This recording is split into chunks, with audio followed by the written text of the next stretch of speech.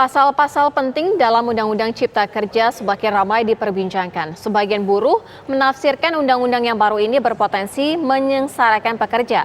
Sementara pemerintah dan DPR menilai Undang-Undang Cipta Kerja ini justru akan meningkatkan perekonomian Indonesia tanpa mengesampingkan kesejahteraan buruh dan pekerja. Lalu apa perbedaan antara undang-undang baru ini, Undang-Undang Cipta Kerja, dengan versi yang lama? Kami akan mengupas secara mendalam pasal per pasal tentang pesangon, waktu kerja, kontrak kerja, PHK, dan juga tenaga kerja asing.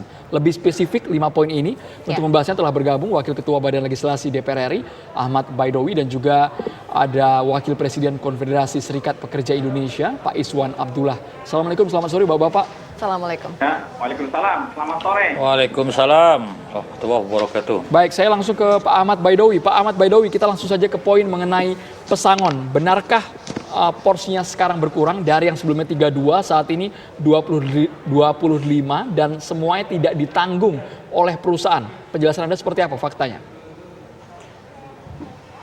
Jadi kalau ada yang menyatakan pesangon dihapus, tidak benar.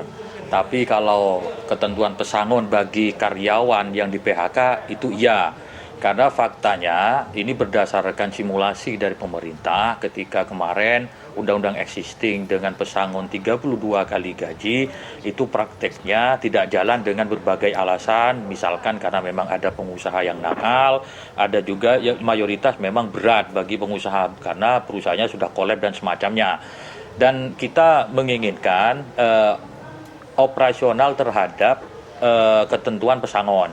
Dari yang ketentuan existing itu berdasarkan penjelasan dari pemerintah itu hanya berjalan 7%. Maka kemudian pemerintah melalui forum tripartitnya bersama pengusaha dan pekerja saat RUU ini dibahas, kita berikan kesempatan itu di bagian akhir RUU Cipta Kerja supaya ada waktu yang banyak bagi pemerintah duduk bersama pekerja, bersama serikat pekerja dan juga bersama pengusaha.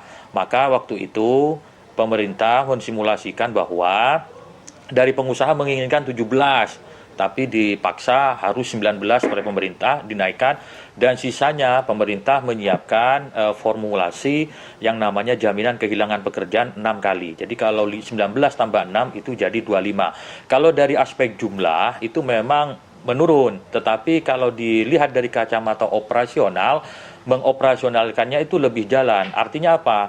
Buruh pekerja yang di PHK mendapat pesangon 19 kali gaji, dia mendapatkan haknya, uangnya. Terus yang 6, pemerintah melalui JKP, jaminan kehilangan pekerjaan, dengan memberikan pelatihan-pelatihan dan juga uang insentif dan juga fasilitasi penempatan kerja.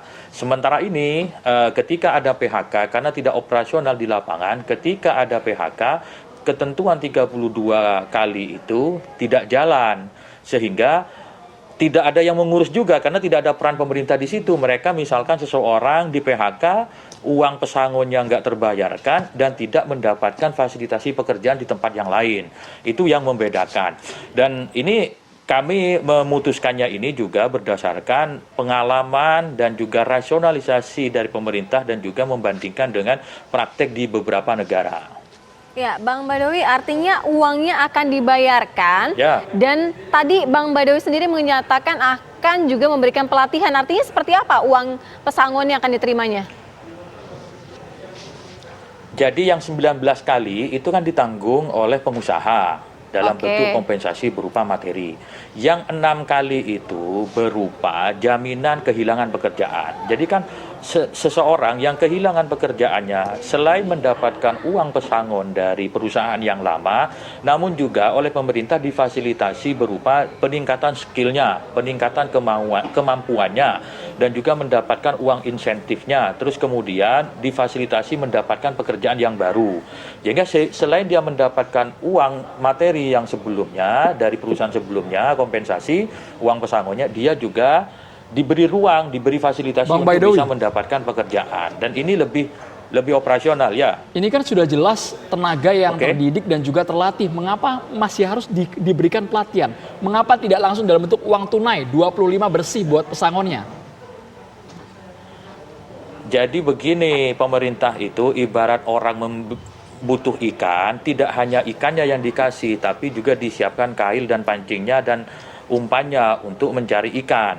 Karena fasilitasi pekerjaan yang tersedia belum tentu pas dengan background seseorang di pekerjaan sebelumnya. Karena kan yang tersedia itu belum tentu sama. Misalkan hari ini dia bekerja di konveksi, ya, misalkan konveksinya kolaps, terus dia di PHK, terus kemudian oleh pemerintah difasilitasi kira-kira yang membuka pekerjaan, peluangnya pekerjaan, misalkan otomotif, misalkan ya, dia kan harus menyesuaikan, tidak bisa secara otomatis, kecuali ada perusahaan konveksi juga yang bisa menampung lowongan, itu mungkin no problem, tapi kan prakteknya kan tidak seperti itu. Pemerintah, kami memahami niat baik dari pemerintah untuk memberikan jaminan pekerjaan kepada kawan-kawan, saudara-saudara pekerja yang di PHK oleh perusahaan sebelumnya. Apakah ada opsi ketika seseorang tidak menginginkan 6 pelatihan kerja ini, hanya menginginkan secara keseluruhan uangnya? Ya, tidak ada opsi, karena di ketentuan kita itu dijelaskannya bahwa 25 itu dengan skema 19 plus 6 jaminan kehilangan pekerjaan. Yang mana awalnya jaminan kehilangan pekerjaan itu oleh pemerintah desainnya iurannya dibebankan kepada pembayar iuran, yakni tenaga kerja.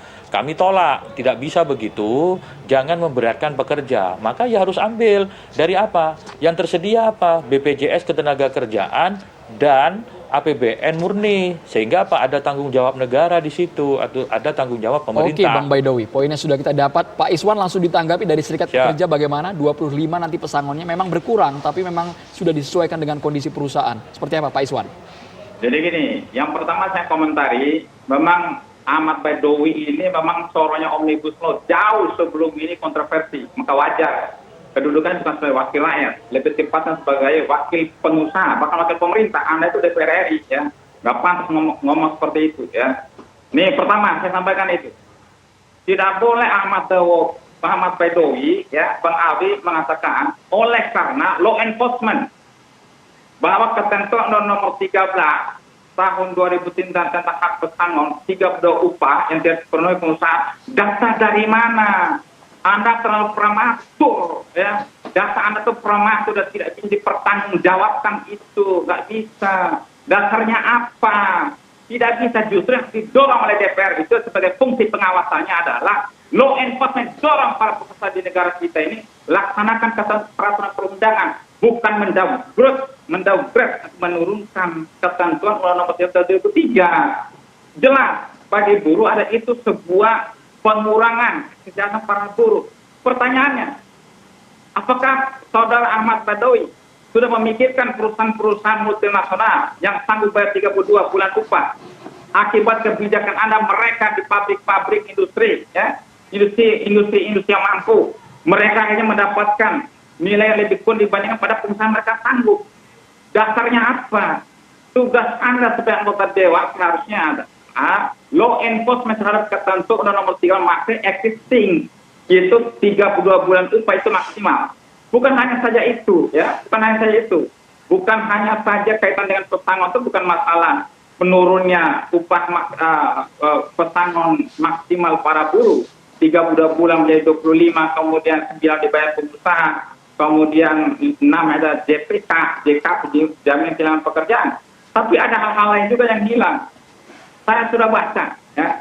Ini DPR termasuk Ahmad Baidowi ini sibuk membantah, ya, terhadap, ya, termasuk pihak pemerintah membantah bahwa apa yang sudah beredar di masyarakat itu tidak benar, bahkan hoax. Yang hoax itu, yang cenderung melakukan bohongan publik justru anggota DPR sekarang ini. Misalnya, kenapa Anda tidak menjelaskan bagaimana hak para pekerja dalam PHK karena efisiensi?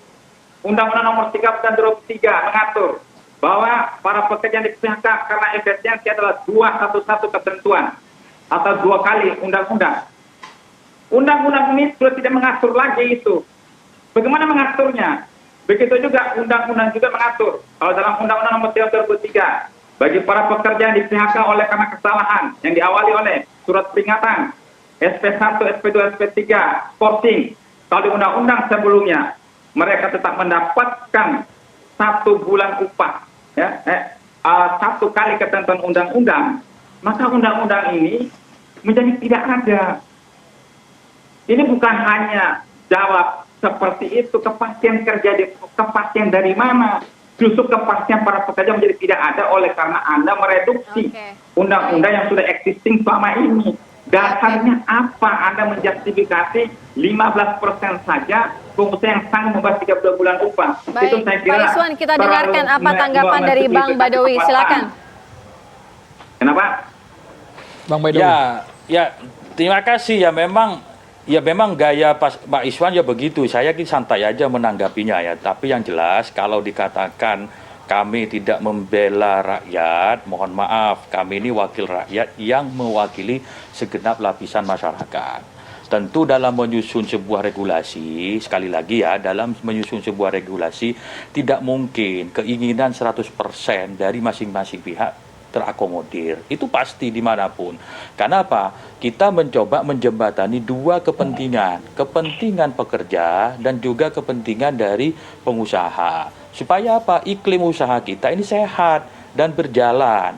Dan saya kira apa yang disampaikan kami, praktek pelaksanaannya 7%, praktek pelaksanaannya 7%, itu kan berdasarkan data pemerintah. Pemerintah resmi menyampaikan kepada kami ketika rapat panja. Nah, kalau kita tidak menggunakan data itu, ya bisa saja kita menggunakan data dari pinggir jalan, orang ngomong, dianggap itu sebuah kebenaran. Tapi kan kita by data, apa yang disampaikan oleh pemerintah, clear, rasional. Ya itu yang kita setujui gitu kan. Baik. Nggak bisa, Bung. Pak Iswan, Kami ini adalah anggota Tribunal. Ketika rapat panja kan sudah terbuka. Mas, tolong dengerin dulu ya, Mas. Ketika rapat panja itu sudah terbuka, sudah disampaikan secara terbuka. Bukan hanya poin pesangon. Ada Kalau waktu kerja, modelnya begini, kontrak repot, kerja, tidak mau dan juga mendengarkan PHK gimana sepihak. mau? Pak Baidowi dan juga Pak Kalau Iswan tujuannya untuk bergantian. Tidak berbicara ada. dengan soal Jadi ini. begini. Tetaplah bersama Bung. kami. Terus siapa yang mau bicara ini?